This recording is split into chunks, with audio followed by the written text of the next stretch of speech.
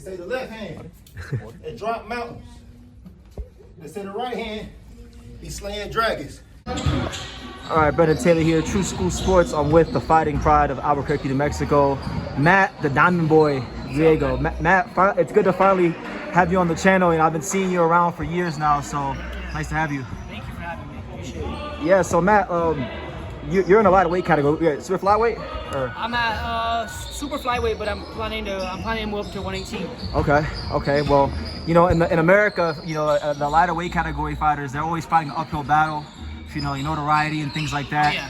But you're a guy. One thing that I found very interesting about you is that you're a guy that already has some notoriety. Like you sell, you're a ticket seller here in New Mexico, so there's marketability there. So just, I guess, tell people who don't know about Matt Greigo about yourself. So I grew up in Albuquerque, New Mexico. I started fighting when I was 5 years old. My mom actually took me to the gym, and I kind of just took off. I loved fighting. Played baseball for a little bit, but fighting was my thing. I mean, when I was little, I would play video games or anything. My cousin or somebody would beat me, and I mean, I want to fight. You know, I hated losing. I was very competitive, and boxing just took me to another level. And I feel like I was natural. I loved it. I had over 100 amateur fights. You know, I had a pretty good record. I trained with Johnny Tapia for the last like 3 years of his life. Did you really? Yeah. So that was great. You know, I learned a lot from him, and a lot of people when I first turned pro, the news actually, they were like, oh, he drawing comparisons to Johnny and stuff. I mean, I always say there'll never ever be another Johnny, special person, special fighter, but it's great just to hear that. You know, that means I'm doing something great. So it has been an uphill battle. You know, boxing, especially in the lighter divisions, it's not consistent. It's hard to find fights here in the U.S. I mean, you can get fights in Japan and those other areas, but here it's kind of tough. And then I feel like promoters also want to protect their fighters' the record. I don't think it's the fighters, because I think fighters are good fighters. We're gonna fight anybody, but as far as the people managing them and you know, which understandable, they're trying to point them in the right direction so they don't take losses early or anything. So it's tough to get fights. I think I'm a dangerous fighter for anybody, and I think possibly 118 I could do some big things. Hopefully some big moves will be coming up, but you know, I just stood busy. I've stood in the gym, I've grinded, I've had like you said, an uphill battle. It's been tough. Sometimes I feel like it's hard. Boxing's a hard sport. It's not for everybody, but I've stayed consistent. It's my dream. I have 2 beautiful babies and a wife that push me, and you know, it's a dream that I have. So you mentioned you know, training with Johnny Tapia in the latter part of years of his life. Do you have any interesting stories about Johnny? Maybe like something like maybe training wise, maybe something he told you that still sticks with you to this day? So me and his nephew were like best friends. So I would sleep over at Johnny's house. Like we became really close. I would stay over. I was having a problem with this kid. He didn't like me for some reason, and he would call me random, restricted, and threaten me and say he's gonna shoot me. And Albuquerque's a crazy place. I've seen and I've heard. Those who don't know. So he would threaten me, and one time I was sleeping over at Johnny's house, and I was with him, and the kid called. He's like, hey, I'm gonna shoot you up, and I was like right there next to Johnny, and he was like, who is that? And he grabbed the phone from me, and he's like, hey, this is Johnny Tapia, and they hung up, click. So that was a pretty cool moment. He also, like, whenever I first started training with him, I didn't have running shoes. I'll go running in my boxing shoes. He gave me his running shoes. I wore the same size as him, so he gave me his running shoes, bought me a pair of boxing gloves. You know, he was just such a special person. You know, I can't say enough about him. It could probably be a whole documentary you just talk about Johnny Tapia. There's so much. Well, you mentioned the uphill battle that lighter weight category fighters have here in the States. Has there been any opportunities for you to possibly go to Japan? Because Japan's like the mecca for the lighter weight categories. So after my last fight, I fought on ESPN. Unfortunately, I didn't fight the guy I was supposed to fight. Abraham Perez. So I fought Gilberto Mendoza, which he's a tough vet, you know, not the best record or whatever, but he's a tough vet, and I broke my hand in that fight in the second round. I finished the fight. I felt like I put on a really good performance. I didn't really get touched too much. It was a good performance. The very next morning, I got a phone call for a fight in Japan against Anthony Olascuaga, Olascuaga, but my hand was broken, so I couldn't take that opportunity, and I was out of the gym for a little bit, and you know, here we go again with those things. Like, there's been so many times where I prayed and I'm like, God, show me that this is for me, and like something like that happens. But you know, the thing about it back then was I feel like I was praying only whenever I needed something, only whenever I wanted to, Yeah. you know.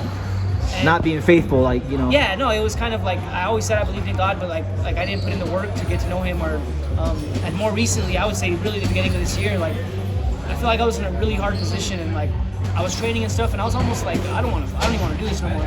Fights kept falling through, opportunities kept falling through, and I was like in a very low place in my life. Like I mean, obviously my kids make me happy, everything like that, but I was just in a hard place, and I started getting closer to God. People would come into the barbershop because I cut hair. Yeah. Those who don't know, people would come into the barbershop and like they'll send me certain things about God and Jesus and to read the Bible, and we would talk about it in the shop. And my coworker actually, he talks about God a lot, and like I just feel like he kept sending people to me, bro. Like nudging on your heart, kind of. Oh yeah, he was pulling me in, bro, and like I was getting more and more interested, and I got really close to God, you know, faithfully praying every day. My kids are praying every day with me at night, and I've been reading the Bible every morning, like, so I've gotten to know a lot, and I didn't realize how much I didn't know. And now I feel like opportunities are just coming my way, you know. Life has been so much better, like I've been so much more content. We tend to see the things that we don't have. Correct.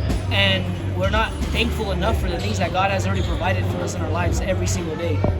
Whether it's waking up, breathing in the morning, you know, I mean, we need to be thankful every single day, not just whenever something's good happening, because there's so much little things we don't notice. No, I agree. Well, you mentioned that the opportunity, Anthony Olasquaga, he's still a world champion, you know. He is. So like, if that ever came around, would that fight interest you for the It would world be title? possible. I mean, it's 112, and like my goal is kind of 15, 18? 15, 18. Okay, that's right. I've gotten bigger, you know. I put on some muscle, and that was kind of my plan, because more opportunities at a little bit of a heavier weight. Yeah. But you know, money talks. So. Money talks. Yeah, I got so you. We'll see. I got you. How would you just, like, you know, let's say you meet somebody and you're like, you're trying to just get them excited about Matt Greigo. How do you describe like your boxing style? I feel like I can do a lot of different things. I can box, I can move, I have good head movement. I feel like I also have pop. I can crack. I can fight on the inside. There's so much different styles that I could do. Would you say you're a fan-friendly fighter? Oh yeah. Yeah. I mean, even since the amateurs, I would catch people's eye, like just would be out of state or something, and they'd be like, "Hey, what's your name?" And so I feel like I am a fan-friendly fighter, and hearing the crowd just makes me go a little harder. So it's fun, but I am careful. I mean, I don't like to get hit a lot, and nobody does. So my defense is, I like my defense, but if I have to get in there and slug it to win a fight, I'm gonna win a fight. You know? Okay. Is there? You mentioned 15 to 18. Is there any fight in particular you'd like next, or you know, is anybody out there you want to fight in the weight classes? John Ramirez. John Ramirez, Scrappy. That would be a huge fight for me. It would be a great opportunity. I believe it'd be a great fight. Yeah. I have a lot of respect for him. He's a good fighter, but big name, you know, big opportunity is something to put me to the next level. Push you forward. He's one. But I mean, anybody, the top 20 in 15 or 18, I would love opportunities to fight. So just to fight. It doesn't even matter. Okay. I know, you know, like, this interview will probably come out later on, but I know right now we're in camp with Angelo, Leo for his fight with Rai Salim. I've seen you spar him a couple times. Yeah. What's your relationship with Angelo been like through the years? You know, because you guys are probably the two of the most relevant boxers coming out of Albuquerque right now. I've known Angelo since we were really little. So my amateur coach, Richard Mirabal, that's Angelo's first coach. Yeah. And I remember we went to Silver Gloves. It was a regional tournament in California. We went to Big Bear. Yeah. Angelo Leo was training at Freddie Roach's gym at that time. Wild card, yep. And Richard introduced me to him or whatever. That's how we met each other. And just throughout the years, you know, boxing, we sparred when we were younger, and like we've known each other for a long time, you know. And he becomes world champion. He followed his dream. He took the chance, moved to Vegas, and now we're sparring. And you know, he's a great fighter. He's somebody I look up to, and who wouldn't? We want to all be world champions. So he's just a great person, a great fighter. I think he's gonna hold on to that title a lot longer. You know, and it just shows you how real it could be. Correct. You know, that it is possible. Anything is possible as long as you work for it. And Angelo's a perfect example on working hard and putting in the work to do things like that. So very humble, you know. It's just a good person. So it's great to have a champ like that that's humble and a good person that'll be willing to bring his people up. You know? Correct. And I've been a part of that journey as well. So it's been a special person, bro. Very special person. But Matt, I don't hold you up much longer. Any final message to the boxing world about just what you got going on? Stay tuned. You know, I'm hoping for some big news coming up. Make sure you tune in. Angelo's fight May 9th. He's gonna retain the title and bring it back home. So tune into that. He's ready. He's looking sharp, and it's just a pleasure to be able to be a part of him getting ready for his fight. So it's gonna be great. I just want to give thanks to our Lord and Savior Jesus Christ, because without him, none of this would be possible. Even just waking up today, it's a big thing. It gives me the chills. He's working on me right now, and I feel like things are gonna happen. So As you're doing with all of us. Yes, sir. Matt, thank you. Say hello. Say hello. Can you say hi, boxing world? Hi, boxing Can you say true school sports? Truth? Oh. Can you say true school sports? Say true school sports. Can you say the untouchable?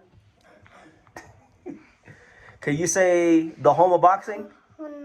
The home of boxing.